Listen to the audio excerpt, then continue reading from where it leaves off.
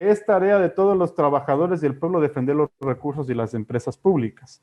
Es importante analizar las cifras, hacer estudios más detallados como los que estamos presentando, para hacerle notar a la población de que en realidad esto de que los recursos naturales sean concesionados, de que las industrias del Estado sean concesionadas, no tiene el beneficio anunciado desde aquellos que quieren privatizar las áreas estratégicas del Estado. El Frente de Defensa Petrolero Ecuatoriano, en base a la Carta Magna, sostiene que privatizar los sectores estratégicos del Estado es despojar de su capital o renta a toda la sociedad, no importan las formas que se decidan: monetización, concesión, liberalización, liquidación, delegación a la iniciativa privada, entre otros. Siempre será un proceso de privatización. Nosotros quisiéramos abordar el tratamiento de este tema, los retos de la industria energética en el Ecuador y las organizaciones sociales, planteándonos primero una variación en cuanto a la forma en que las organizaciones sindicales han venido tratando la problemática, que es únicamente de la consigna. Y la consigna está bien siempre que esté acompañada de datos que la sustenten. Es decir, la consigna tiene que ser consecuencia de datos reales, de un análisis científico de la realidad concreta, que permita entender a la población el porqué de una consigna determinada. Entonces, nosotros quisiéramos abordar esto brevemente desde cuatro ópticas, desde cuatro premisas fundamentales para analizar la situación. La primera premisa es que los recursos son del pueblo ecuatoriano. Como ustedes saben, el artículo 1 de la Constitución determina que la soberanía radica en el pueblo y que, por tanto, todo el territorio nacional es en realidad propiedad del pueblo ecuatoriano.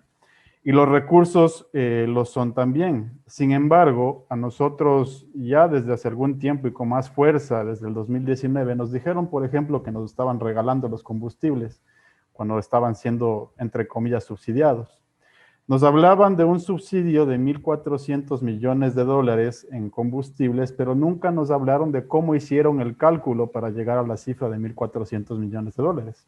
Pues, como consecuencia de lo que ocurrió en octubre de 2019, hay un estudio basado en los datos oficiales de Petroecuador que se propuso calcular realmente cuál es el verdadero subsidio que existía, digamos, a los combustibles, y encontró que con cifras del 2019 del informe estadístico, este estudio fue realizado por la Asociación de Graduados de la Escuela Politécnica Nacional, en realidad el tal subsidio no superaba los 32 millones de dólares al año.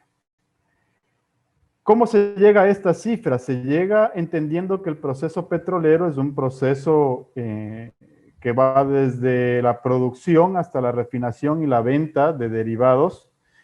Es un proceso en el que además la importación de derivados es únicamente una parte de lo que se consume realmente a lo interno del país.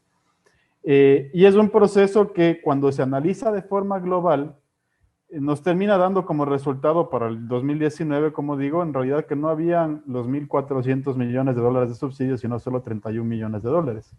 Sin embargo, lo que se puso en la cabeza de la población a través de la opinión pública era que el Estado no regalaba el combustible y por eso se subieron los precios. ¿Y cómo se suben los precios?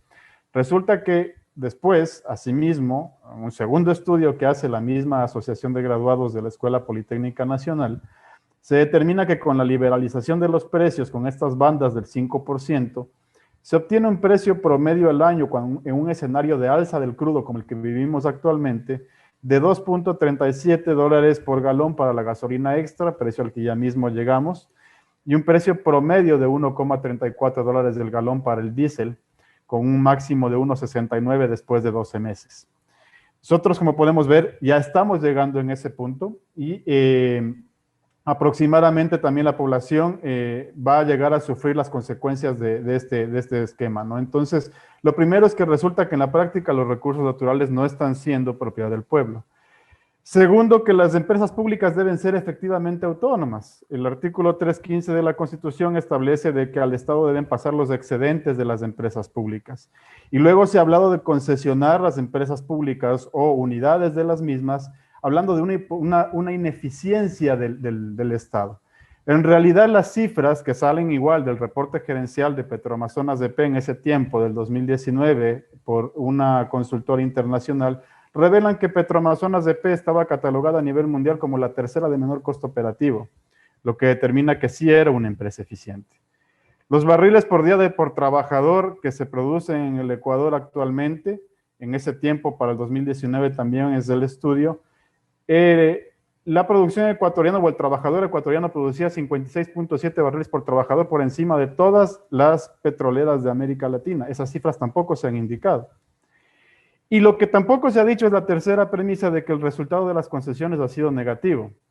Y en esto quiero ponerle mucho ojo, porque ustedes recordarán que este tema de las concesiones no es nuevo, como bien lo apuntaban, y en realidad las concesiones vienen ya desde el gobierno de Correa, cuando se entregó, por ejemplo, el campo Shushufindi y el campo Auca para que lo manejen empresas privadas desde el punto de vista de la inversión. Primero con el campo Shushufindi, determinando una curva base y entregando una tarifa por todo aquello que se produzca por encima de esa curva base, y luego perfeccionando, entre comillas, el modelo con el campo Auca, en donde le entregaron una tarifa por toda la producción del campo. Entregaron un campo en producción, con toda la infraestructura instalada, que es lo que quieren hacer con las refinerías, y le entregaron ese campo a una empresa privada. Los resultados aquí están publicados igual, cifras oficiales en el 2019. El campo Sacha, que producía en ese tiempo más o menos lo mismo que el campo Auca, en el campo Sacha de propiedad estatal y el campo Auca concesionado, el campo Sacha producía o obtenía una renta petrolera del doble de lo que se obtenía del campo Auca con la misma producción. Es decir, lo que se tiene acá con las cifras demuestra que las concesiones en realidad son perjudiciales porque la empresa privada se lleva todo, ya que obtiene una operación en continua producción. El problema de las concesiones se da radicalmente en el punto de que nosotros entregamos infraestructura operativa y básicamente la empresa privada se lleva únicamente la carne y nos deja el hueso. Es decir, quien tiene que después enfrentar las responsabilidades ambientales es la dueña de la empresa, es decir, en este caso la empresa estatal. Quien tiene que afrontar la depreciación de las infraestructuras es la empresa estatal y quien se lleva la utilidad es la empresa privada. Entonces, para nosotros es importante con esto llegar a la premisa final de que es tarea de todos los trabajadores y el pueblo defender los recursos y las empresas públicas.